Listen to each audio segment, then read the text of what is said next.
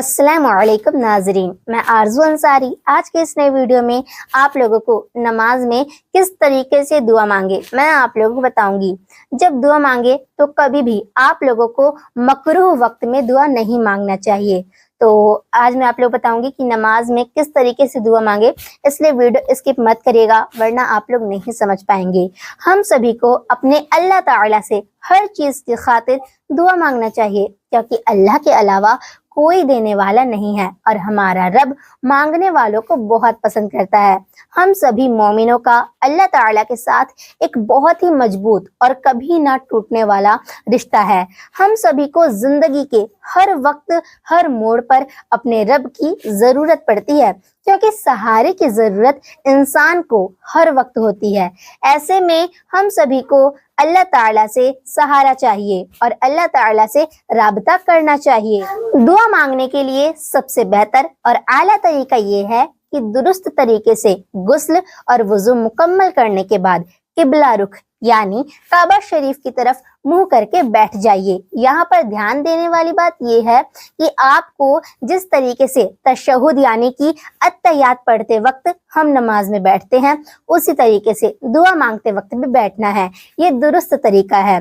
फिर अपने दोनों हाथ को कंधे या सीने के सीधे तक उठाएं, या फिर इतना ध्यान रखें कि चेहरे के सीधे से ऊपर हाथ ना उठे। अपने दोनों हाथों की हथेलियों को आसमान की ओर करें। तो इस तरीके से दुआ मांगते वक्त आप लोगों को अपना हाथ रखना है। ऐसा करना सबसे दुरुस्त और बुलंद तरीका माना जाता है, क्योंकि ऐसी सूरत में हथेलियां आसमान की तरफ खुली हुई रहती हैं और दुआ का किबला आसमान है। इसके बाद आप दुरूद शरीफ पढ़ लीजिए, जो भी दुरूद शरीफ आप लोगों को याद हो। दुरूद शरीफ पढ़ने के बाद अपने दिल में जो भी आप लोगों की तमन्ना है, जो भी दुआ है, आप अल्लाह ताला से कहिए। सबसे पहले तो आप लोगों को अल्लाह ताला की तारीफ बयान करनी है, अल्लाह ताला की हम्दो सना बयान करनी है। इसके बाद सबसे पहले अपने लिए दुआ मांगिए कुछ इस तरीके से कि या अल्लाह, हुजूर सल्लल्लाहु अलैहि वसल्लम के सदके में हमें नेक बना और ईमानदार बना। अपने लिए हर तरह की दुआ करने के बाद, जैसे अपनी सेहत के लिए, अपने इल्म के लिए, अपनी तंदुरुस्ती के लिए, अपनी शिफा के लिए, आखिरत वगैरह के लिए दुआ करने के बाद अपने माँ बाप के लिए दुआ करिए। सभी दुआओं को नरम लहजे और धीरे से कहें और अपने गुनाहों का इकरार जरूर करें। दोनों तरीका मुस्तहब माना जाता है। इसके बाद अपने घर के सभी लोगों के लिए दुनिया और आखिरत में भलाइयों के लिए दुआ करिए।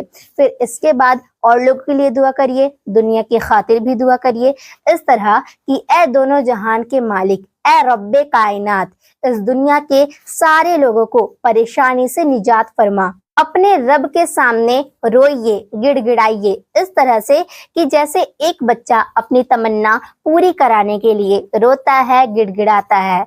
इन सारी चीजों को ध्यान में रखते हुए अपने दिल के अंदर एक अच्छा नीयत रखिए। ये नीयत रखिए कि अल्लाह ताला आपकी बात सुन रहा है और अल्लाह ताला आपकी दुआ जरूर कबूल करेगा। हमारा रब अल्लाह ताला सवाल करने वाले बंदे को बहुत पसंद करता है। सारे दुआओं को कम से कम 3 मरतबा जरूर बोले, इसे दुरुस्त तरीका माना जाता है। अपने दिल में एक नेक इरादा कर लीजिए। आप खूब शौक लगन के साथ दुआ करिए।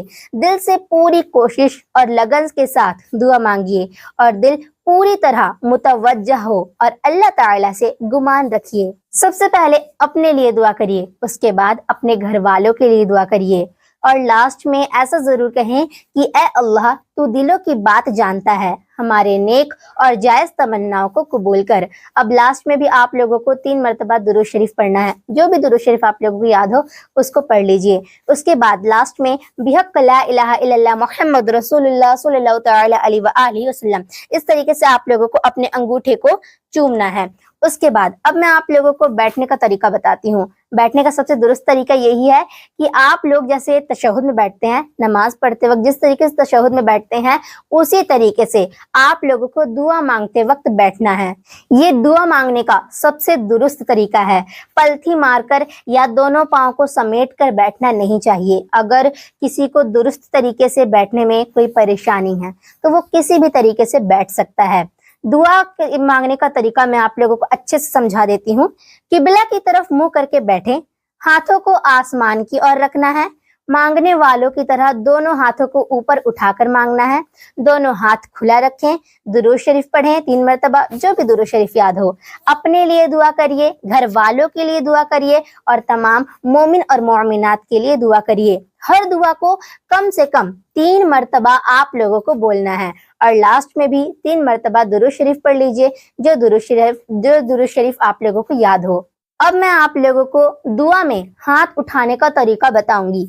दुआ के लिए हाथ उठाने का 4 दुरुस्त तरीका मैं आप लोगों को बताऊंगी। पहला ये है कि दोनों हाथों को सीने के सीधे तक उठाएं। दूसरा ये है, अगर ऐसा ना हो तो कंधों के सीधे तक ले जाएं। तीसरा, हाथों को चेहरे के सीधे तक ले जाएं। चौथा, इतने बुलंद हो कि बगल की सफेदी नजर आए, मगर चौथा तरीका कमीज या कुर्ते में मुमकिन नहीं है।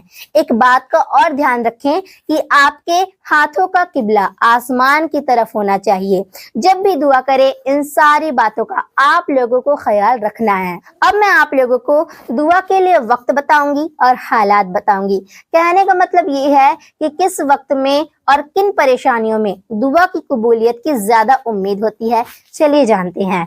फर्ज नमाज के बाद, तहज्जुद नमाज के बाद, रोजा इफ्तार के बाद, रमजान के पूरे महीने में, शबे बारात की रात, शबे कद्र की रात, शबे मेराज की रात, परेशानी के वक्त, बारिश के वक्त, हज के वक्त, अजान और इकामत के वक्त, जुमा के दिन, अरफा के पूरा दिन, जुमेरात की रात को, जंग के वक्त, कुरान शरीफ की तिलावत के बाद, जमजम का पानी पीते वक्त। तो जो मैं आप लोगों को वक्त बताई हूँ कि किन वक्त में दुआ की कबूलियत ज्यादा होती है, तो अगर आप लोग इस वक्त में दुआ मांगेंगे तो आपकी दुआ जरूर कबूल होगी इंशाअल्लाह।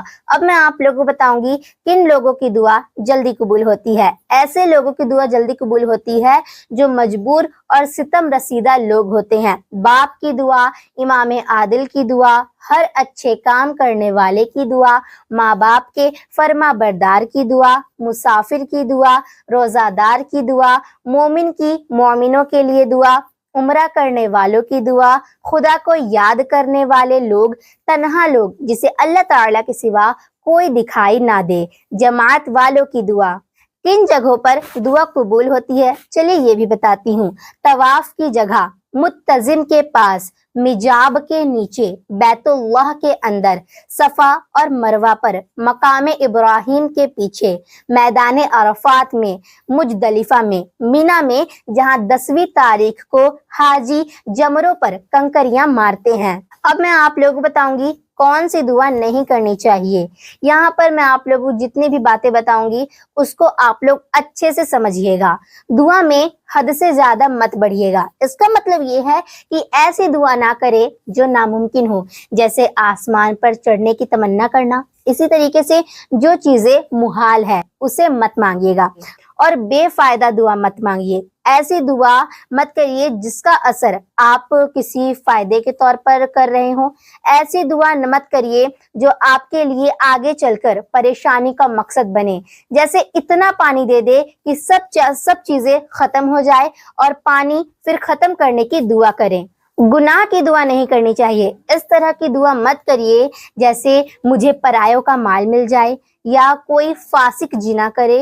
गुनाह की तलब भी गुनाह है। ताल्लुक तोड़ने की दुआ करना, किसी भी तरह की ऐसी दुआ मत करिए जिसमें जिक्र किसी अजीजों से ताल्लुक तोड़ने का हो। जैसे कि इस तरीके से दुआ मत करिए कि फला और फला रिश्तेदारों में लड़ाई हो जाए। मरने की दुआ कभी मत करिए। कभी भी ऐसी दुआ मत करिए जिसमें आप अपने लिए ही मौत की दुआ मांग रहे हो। वो इस तरह है कि कुछ लोग रंजो मुसीबत से घबराकर अपने मरने की दुआ करने लगते हैं और हमें किसी को मरने की दुआ भी नहीं देनी चाहिए। किसी के लिए कोई खराब दुआ कभी मत करिएगा। किसी भी मोमिन के लिए ये दुआ मत करिए कि वो मुसीबत में पड़ जाए, वो काफिर हो जाए। इस तरीके की दुआ नहीं करना चाहिए। अगर आप इस तरीके की दुआ करेंगे तो आप खुद गुनहगार बन जाएंगे। सिर्फ खुद की अच्छाई के लिए दुआ कभी मत करिएगा। ऐसी कोई दुआ मत करिए जिसमें सिर्फ खुद की भलाई का जिक्र हो, जैसे इलाही तुम मेरी मदद फरमा और मेरी मगफिरत फरमा, बाकी किसी की भी मदद मत कर और ना ही बाकी किसी की मगफिरत फरमा। ऐसी बातें भी नहीं करनी चाहिए, ऐसी दुआ हमें नहीं मांगनी चाहिए।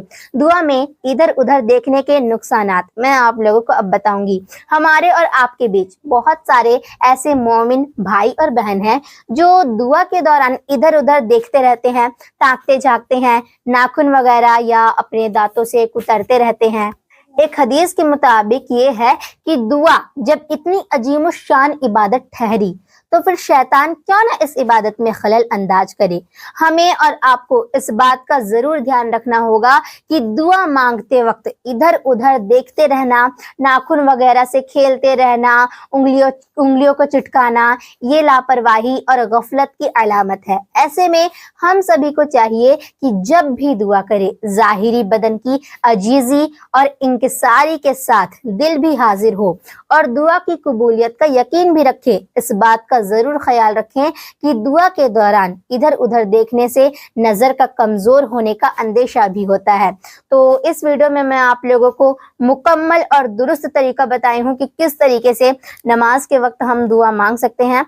तो उम्मीद करती हूँ आप लोग समझ गए होंगे किस तरीके से दुआ मांगना है, क्या दुआ नहीं मांगनी चाहिए और कौन से वक्त में दुआ कबूल होगी। ये सारी चीजें मैं आप लोग को बताई हूँ, इसलिए वीडियो को और लोग पास भी शेयर करिएगा ताकि बाकी लोग भी जान जाए कि किस तरीके से मतलब कौन सी दुआ हमें नहीं मांगनी चाहिए और किस वक्त में दुआ की कबूलियत का ज्यादा अंदेशा होता है।